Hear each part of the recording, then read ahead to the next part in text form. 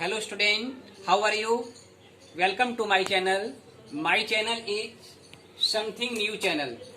Student आज हम 11th class को पढ़ाएंगे और 11th क्लास में बच्चों ज्योग्राफी में हमारा चैप्टर होगा composition and structure of atmosphere, अर्थात वायुमंडल का संगठन एवं संरचना। स्टूडेंट आज मैं आपको बताऊंगा what is meaning of atmosphere and composition of atmosphere. Student सबसे पहले हम ये जानेंगे कि what is meaning of atmosphere. Meaning of atmosphere, वायुमंडल का क्या अर्थ है। Student, atmosphere is the layer of air, many gases, dust and water vapours which around our earth. अर्थात वायुमंडल वायु, अनेक गैसों, धूलकण व जलवाष्प की वह परत है जो हमारी पृथ्वी को चारों ओर से घेरे हुए है, एक हमारी पृथ्वी को कवर दिए हुए है। जैसे कोई रजाई होती है बच्चों, उसके ऊपर हम कवर चढ़ा लेते हैं, तो इसी तरह से हमारी पृथ्वी के चारों ओर एक कवर है और वह कवर वायु का है। उसमें अनेक गैसें हैं, उसमें जलवाष्प की बूंदें हैं, उसमें धूलिकण हैं और बच्चों उसी कवर, उसी परत, उसी लेयर को हम एटमॉस्फेयर कहते हैं। स्टूडेंट, अब आता है कंपोजिशन ऑफ एटमॉस्फेयर, अर्थात वायुमंडल किन किन तत्वों से मिलकर बना है। तो अभी मैंने आपको बताया कि there are found air, many gases, dust and water vapours. तो वायुमंडल में बच्चों ये हमारी चीजें पाई जाती हैं। आप देखिए, सबसे पहले इस डायग्राम को देखेंगे बच्चों। ये डायग्राम जो बनाया है एटमॉस्फेयर का है। इसमें बच्चों ने दिखाया है नाइट्रोजन 78%, अर्थात वायुमंडल में सबसे अधिक मात्रा में जो गैस पाई जाती है वो नाइट्रोजन है और इसकी मात्रा है 78%। सेकंड है बच्चों इसमें ऑक्सीजन, जिसको ओ से दिखाया है। आप देखिए ये ओ है, ओ का मतलब ऑक्सीजन 21% है और इसमें ये जो पोर्शन दिखाया है, छोटा पोर्शन, इसमें ओजी लिखा है। ओजी का मतलब होता है अदर गैसेज। अदर गैस में बच्चों जैसे हीलियम, आर्गन, ओजोन, इस तरह की गैसें हैं। CO2 गैस है इसमें। तो बच्चों केवल ये 1% है। आप देखेंगे nitrogen 78%, oxygen 21%, other gases 1%, total हो गया बच्चों 100%। ये वायुमंडल का बच्चों संगठन है, कंपोजिशन है, इनसे मिलकर हमारा वायुमंडल बना है। बच्चों जब हम बात करते हैं नाइट्रोजन की, तो nitrogen is neat and clean gas in atmosphere. ये एटमॉस्फेयर में शुद्ध और स्वच्छ साफ सुथरी गैस है। नाइट्रोजन इंपोर्टेंट गैस है और इसके बाद ऑक्सीजन 21% है। Student, there are found many gases in our atmosphere. Ozone gas in atmosphere and ozone is very most important gas in atmosphere. Student, अब बात आती है कि ओजोन गैस हमारे लिए या जो बायोटिक थिंग्स हैं जिनमें जीवन पाया जाता है उनके लिए क्यों इम्पोर्टेंट है। आपको मैं बता रहा हूं बच्चों कि ओजोन गैस क्यों इम्पोर्टेंट है। अब देखिए बच्चों, आप देखेंगे ये हमारी पृथ्वी है और ये वायुमंडल। तो वायुमंडल में जब सनलाइट आती है इस तरह से, तो यहाँ पर ओजोन गैस है। ओजोन गैस को जब क्रॉस करके सनलाइट आती है तो बच्चों ओजोन गैस उसको ऑब्जर्व कर लेती है और उसमें इतनी ही सनलाइट धरातल पर भेजती है जितने की आवश्यकता होती है।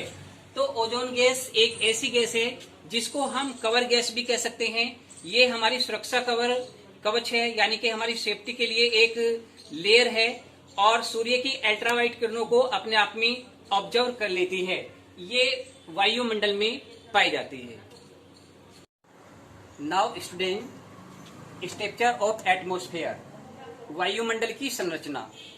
Student, this is picture of atmosphere structures. बच्चों यहाँ देखेंगे ये अर्थ को दिखाया गया है। ये पृथ्वी का धरातल है, सरफेस ऑफ द अर्थ, जहां पर हम रहते हैं। आप देखेंगे पृथ्वी के धरातल से भूमध्य रेखा पर 18 किलोमीटर यानी कि 18 किलोमीटर और पोलर एरिया यानी कि ध्रुवीय क्षेत्र जो है उन पे 9 किलोमीटर ऊंचाई पर ये ट्रोस्फियर है। इसे शोभ मंडल कहते हैं।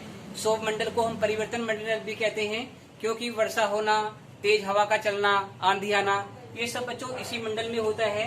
इसे शोभ मंडल या परिवर्तन मंडल और इंग्लिश में बच्चों इसे ट्रोस्फियर कहा जाता है। बच्चों ये ट्रोस्फोस्फियर है। सेकंड है बच्चों, इसे समताप मंडल कहते हैं। ये पृथ्वी के धरातल से 50 किलोमीटर की ऊंचाई पर है। बच्चों इसे स्ट्रोस्फियर कहते हैं। सेकंड बच्चों, ये अभी आपको बताया मैंने समताप मंडल है जो पृथ्वी के धरातल से ये 50 किलोमीटर की ऊंचाई तक है। इसे स्ट्रेटोस्फियर कहते हैं। थर्ड इसमें लेयर है बच्चों, आप देखेंगे इसे मेसोस्फियर कहते हैं। ये मध्य मंडल है जो कि ये समताप मंडल से 80 किलोमीटर की ऊंचाई पर है। इसके बाद बच्चों आता है ये इनोस्फियर है जिसे कि आयन मंडल कहते हैं। ये मध्य मंडल से 80 किलोमीटर से 400 किलोमीटर की ऊंचाई तक है। इसके बाद बच्चों आता है एक्सोस्फियर, इसे बाह्य मंडल कहते हैं। अभी बच्चों बाह्य मंडल एक्सोस्फियर के बारे में ठीक से जानकारी नहीं है, तो बच्चों ये आपको मैंने वायुमंडल की संरचना में आपको जो लेयर बताई है, पहली है शोभ मंडल, सेकंड है समताप मंडल, तीसरी है मध्य मंडल, 4 है आयन मंडल और 5वीं है बच्चों ये लास्ट में वाह्य मंडल। ये धरातल, ये पृथ्वी के धरातल से वायुमंडल की ऊंचाई के अनुसार परतें बताई हैं। बच्चों पृथ्वी के धरातल से जब हम 165 किलोमीटर की ऊंचाई पर जाते हैं तो 1 डिग्री सेल्सियस डाउन हो जाता है टेम्परेचर, यानी कि हमारा टेम्परेचर घट जाता है। जैसे 165 मीटर की ऊंचाई से हम ऊपर को चलते जाएंगे तो 1 डिग्री सेल्सियस हमारा टेम्परेचर डिक्रीज होता है, कम होता जाता है। यही कारण है कि जो पहाड़ियों की ऊंचाई या पहाड़ों की ऊंची चोटियां हैं उन पर हमेशा बर्फ जमी रहती है, क्योंकि वहां जाने के बाद टेम्परेचर इतना कम हो जाता है, माइनस में हो जाता है कि वहां पर जो जल होता है वायुमंडल में वह बर्फ के रूप में जम जाता है।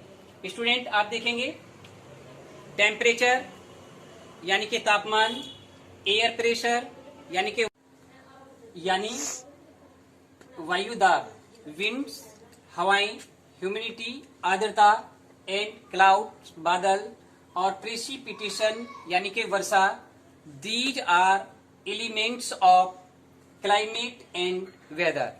बच्चों ये मैंने आपको वेदर यानी कि मौसम और जलवायु, क्लाइमेट के आपको एलिमेंट्स बताए हैं, कारक बताए हैं, जो इस चैप्टर में आपके इस चैप्टर में बच्चों ये सब हैं।